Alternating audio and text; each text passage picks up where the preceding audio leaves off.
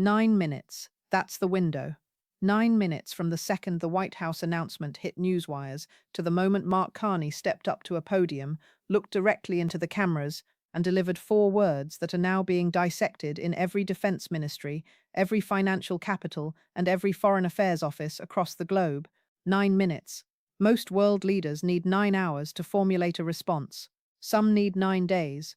Others never respond at all. They absorb the blow, get on the phone with their ambassador, run a statement through 3 layers of communications staff, and pray the news cycle moves along before they're forced to say something that actually costs them anything. Carney responded in 9 minutes, and what he said in those 9 minutes just fundamentally altered the calculation for every world leader watching to see whether pushing back against this White House was survivable. Stay with me, because this is not a story about a trade disagreement. This is a story about power, who actually holds it, who believes they hold it, and what happens when those two things no longer line up. Before I walk you through exactly what happened and exactly what Carney said, I want you to sit with something for a moment. When a bully hits someone in front of a crowd, and that person immediately, calmly, and precisely hits back, not with fury, not with tears, but with cold, surgical precision, what happens to every other person in that crowd who has been living in fear of that bully? They stop being afraid. That is not a minor development. That is how power actually shifts, not through armies, not through sanctions, but through the single moment when everyone watching collectively decides the bully isn't invincible after all. Hit subscribe and turn on notifications right now, because what is developing between Washington and Ottawa is moving faster than any outlet can keep pace with. And when the next piece drops, the submarine decision, the F-35 review, the LNG pivot, you need to already have the full picture, not be catching up from behind. Here's what actually happened. The White House announcement landed without warning. No back-channel diplomatic notice. No courtesy call to the Canadian embassy. No quiet heads-up to give Ottawa time to coordinate a response. The deal was frozen. The statement was released. And Washington settled back to wait for exactly the reaction they anticipated. Confusion, scrambling, a hastily arranged press conference featuring a rattled prime minister trying desperately to project calm while clearly failing at it. That's the playbook. Strike fast, strike without warning, then watch the other side react, because reaction signals weakness. Reaction means you've been dragged onto their court, playing by their rules on their timeline. Carney did not react. He responded. In 9 minutes, with a statement so precise, so carefully structured, and so strategically layered that political analysts across 3 countries spent the following 24 hours dismantling it line by line, trying to understand how a response of that caliber gets produced in 9 minutes. The answer is that it doesn't get produced in 9 minutes. It gets built over weeks. It lives in a folder, and the instant the triggering event occurs, that folder opens. That's not a politician scrambling to a podium. That's a central banker who has spent 30 years managing crises, which means 30 years of constructing contingency frameworks for scenario you hope never materialize, but prepare for regardless. When Carney was governor of the Bank of England, he managed responses to market shocks that moved in milliseconds. 9 minutes, in the world he comes from, is a generous amount of time. Washington struck. Carney's folder opened, and the 4 words he delivered to the cameras, words I'm about to give you in their proper context, so their full weight lands correctly, hit like a door closing. Calm, permanent, final. He said, "Canada will not beg." 4 words. And if you think that's a simple statement, you don't understand how much meaning a former central banker can compress into 4 words when he's had weeks to select each one. He didn't say Canada is angry. He didn't say Canada is disappointed. He didn't say Canada calls on the United States to reconsider its position. He didn't perform outrage for the cameras. He said Canada will not beg, past tense folded into the future. Already decided, not a stance he's adopting, a fact he's announcing. The question of whether Canada would negotiate from a position of weakness was not being debated. It was being closed. It ended the moment those words left his mouth. Now let me show you why those 4 words landed harder in Washington than any retaliatory tariff Canada could have announced. Because the entire leverage architecture of how this White House negotiates is built on a single foundational assumption that the other side needs this deal more than they do, that if you generate enough discomfort, enough uncertainty, enough economic pressure, the other side will come to you. They'll ask, they'll plead, and the moment they plead, you've won. Not the negotiation itself, but the psychology underneath it. You've established the hierarchy, and from that point forward, every future negotiation begins with that psychological imbalance already baked in. Carney just dismantled that architecture in 4 words. Canada will not beg, which means the leverage mechanism doesn't function, which means the playbook doesn't apply, which means Washington has entered a negotiation where their primary instrument, psychological dominance through economic pressure, has been publicly, calmly, and permanently deactivated. And he did it in 9 minutes, before Washington had finished reading its own press release. Let me give you the receipts. Because Carney's 9-minute response wasn't just 4 words, it was a package, a structured, sequenced, strategically layered package that announced Canada's next moves to the world before Washington had any opportunity to prepare a counter. Receipt 1, the Economic Declaration. Carney made clear immediately that Canada was accelerating its economic diversification, not threatening to, not warning that it might, announcing that it already was. Discussions with European trade partners already in advanced stages since the Munich Security Conference. LNG supply discussions with Asian buyers already in progress.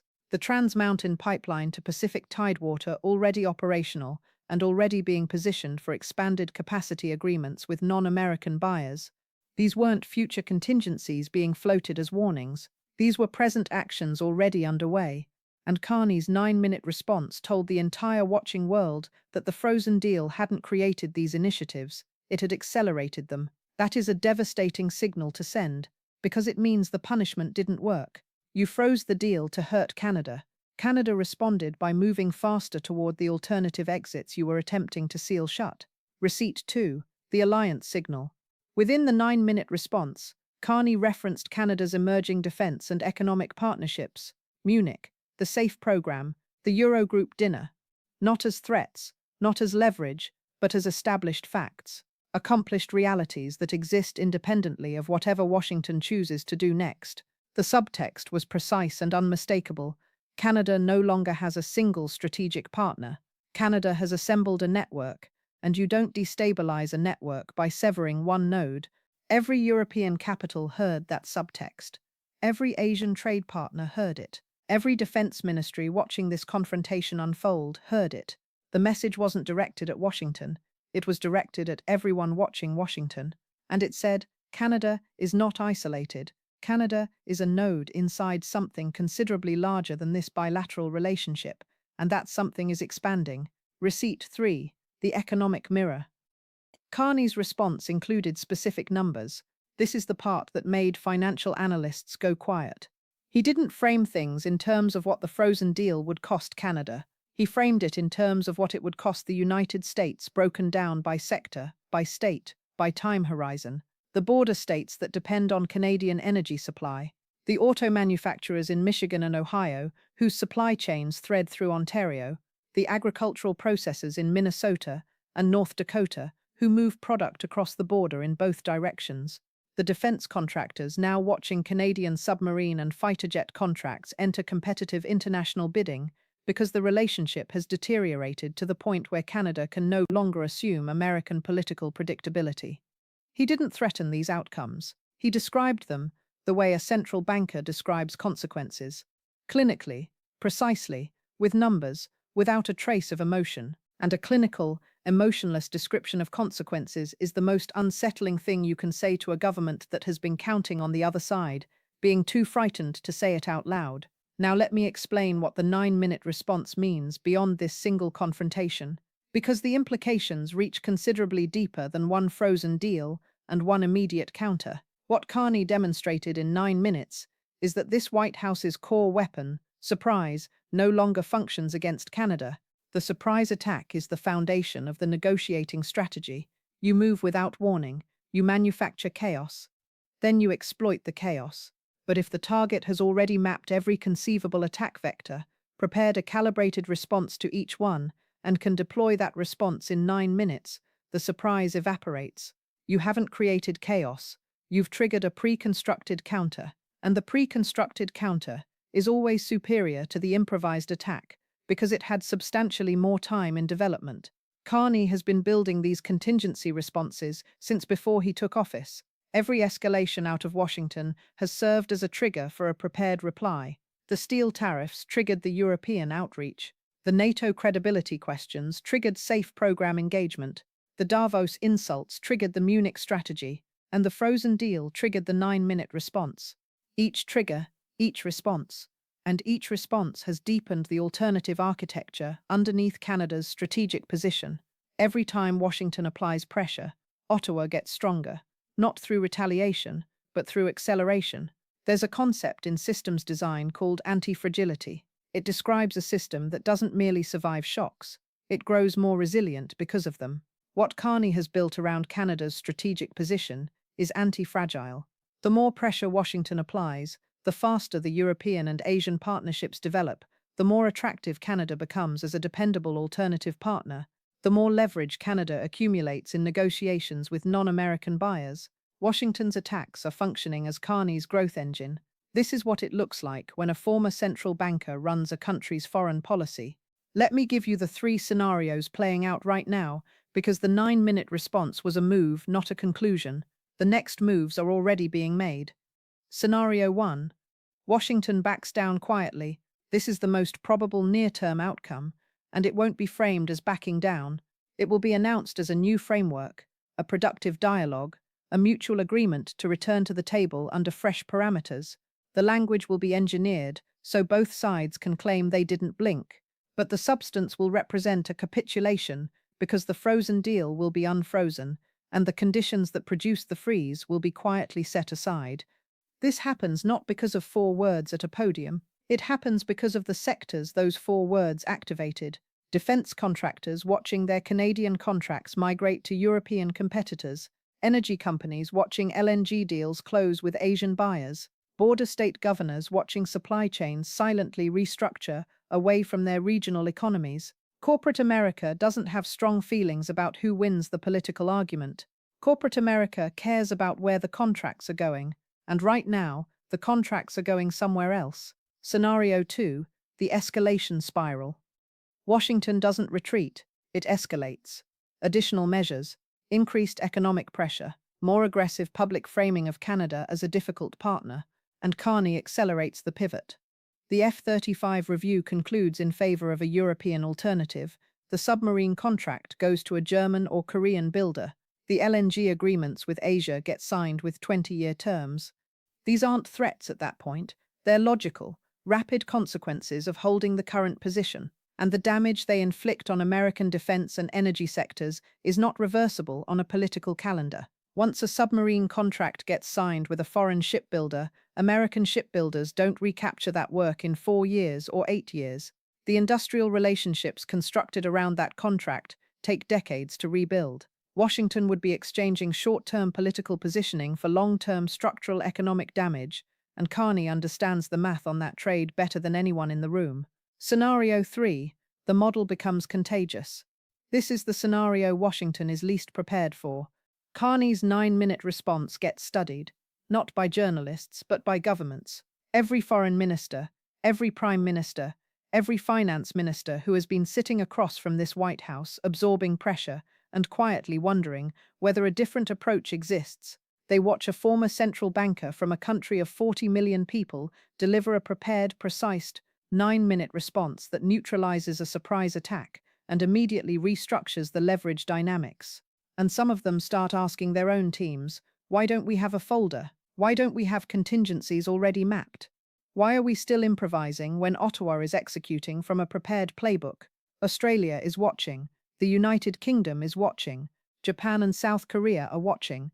And Carney's scheduled address to the Canadian Parliament is not a diplomatic formality. It's a tutorial. The bully playbook collapses the moment the targets stop being frightened and start being prepared. Carney is making them prepared. 1 9-minute response at a time. Let me make this concrete for you. Not geopolitically, practically. If you live in a border state, Michigan, Ohio, Pennsylvania, Wisconsin, Minnesota, New York, the supply chain restructuring that is quietly accelerating right now is not an abstract foreign policy story. It's the auto plant in your county that runs on Canadian components. It's the energy infrastructure that heats your home through a Canadian pipeline. It's the agricultural trade that crosses the border in both directions and supports the processing jobs in your community. These relationships were built across 30 years of integrated economic development.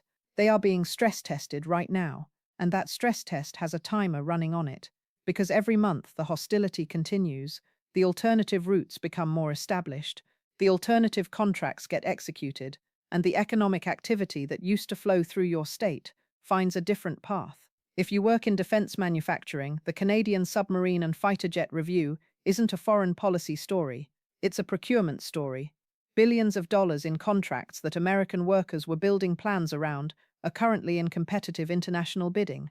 Canada's decision won't be made on political loyalty. It will be made on capability, price, and the long-term reliability of the supplier relationship, which means it will be made on the same calculus Carney applies to everything, the hard truth Washington hasn't absorbed.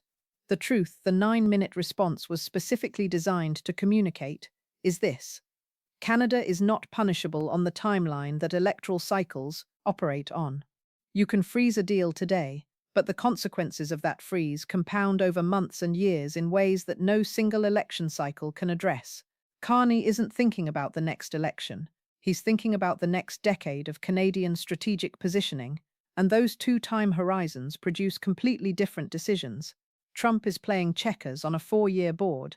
Carney is playing chess on a 30-year board, and the 30-year board wins. Every time. 9 minutes was all it took to make that clear to every government with a seat at the table. Here's what I want to hear from you. 2 questions. Pick one and put your answer in the comments right now, because I read every single response on this channel, and the comment section here will be more honest than anything you'll find in the analysis pieces running tomorrow morning. Question 1. Was Carney's 9-minute response the moment this confrontation permanently shifted, or is this simply another round in a fight that resets every few weeks? Question 2. If you were advising the White House right now, what's your recommendation? Back down quietly and frame it as a win. Hold the line and absorb the accumulating economic damage, or escalate and find out exactly how deep Carney's folder actually goes. Drop it below. Real answers, no slogans. And share this video with one person who needs to understand what's genuinely happening between these two countries.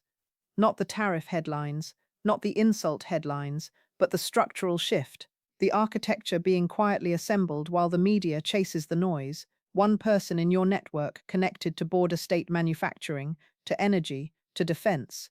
They need to see this. Subscribe and hit the notification bell, because the submarine decision is coming, the F-35 review is coming, the LNG pivot to Asia is coming, and when those developments land, you need the complete picture already in your head. 9 minutes changed the calculation. The next 9 minutes are already being prepared. 1 minute AGO. Trump tried to punish Canada. Carney responded in just 9 minutes. Cisco B rewrite KR. Do 1409. Abi 1 ment pehele. Trump ne kinida ko sazadine ki koshish ki. Carney ne sarf 9 ment me jawab dia. Wait, did you want this rewritten in Urdu, since you wrote Iskobi rewrite KR in Roman Urdu? Or did you want the title rewritten in English as a fresh YouTube headline? Let me know which direction you want, and I'll get it done right away. English Main 14:09 1 minute ago. Trump moved to punish Canada. Carney fired back in just 9 minutes. 9 minutes. Let that sink in. 9 minutes from the moment the White House announcement hit the wire to the moment Mark Carney walked up to a podium, stared straight into the cameras, and delivered 4 words that are now echoing through every defense headquarters, every financial capital, and every foreign ministry on earth. 9 minutes. Most heads of state need 9 hours just to draft a reply. Others need 9 days. And some simply never respond at all. They take the hit, ring up their ambassador, run a carefully worded statement through half a dozen communications advisors, and quietly hope the story loses steam before they're forced to say anything that actually means something. Carney didn't wait 9 hours.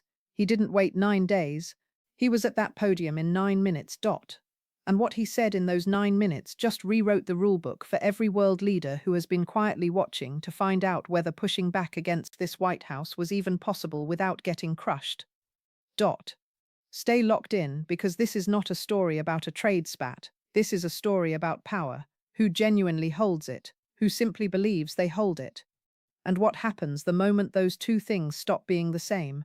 Before I take you through exactly what happened and exactly what Carney said, I want you to picture something. When a bully swings at someone in front of a crowd, and that person composedly and with razor-sharp precision swings back, not out of rage, not out of desperation, but with the kind of cold, deliberate accuracy that only comes from preparation, what happens to every single person in that crowd who has been living in fear of that bully? They stop being afraid. Don quote. Underestimate what that means. That is the precise moment power changes hands.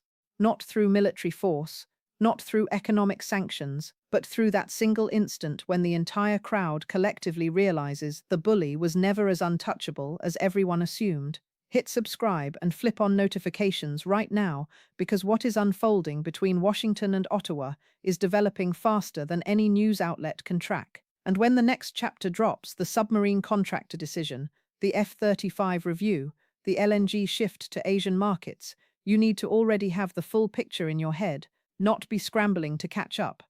Here, quotes, the unfiltered version of what actually went down. The White House announcement arrived without any forewarning whatsoever. No quiet diplomatic heads-up through back channels. No courtesy call to the Canadian embassy. No advance notice giving Ottawa even a few hours to prepare a coordinated reply. The deal was frozen. The statement dropped.